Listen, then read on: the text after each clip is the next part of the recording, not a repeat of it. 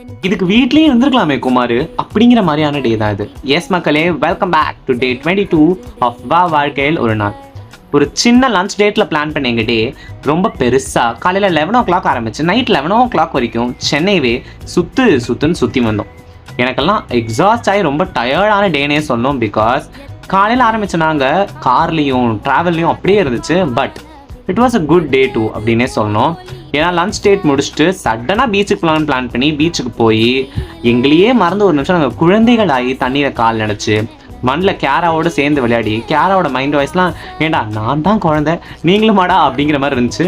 But ஜாலியான ஒரு டேவாக இருந்துச்சுன்னே சொல்லணும். அப்புறம் அந்த ரிங் போடுற கேமு ராட்டணும் அப்படி இப்படின்னு எல்லாத்துலேயும் விளையாடி ஒரு வழி பண்ணிட்டோம்.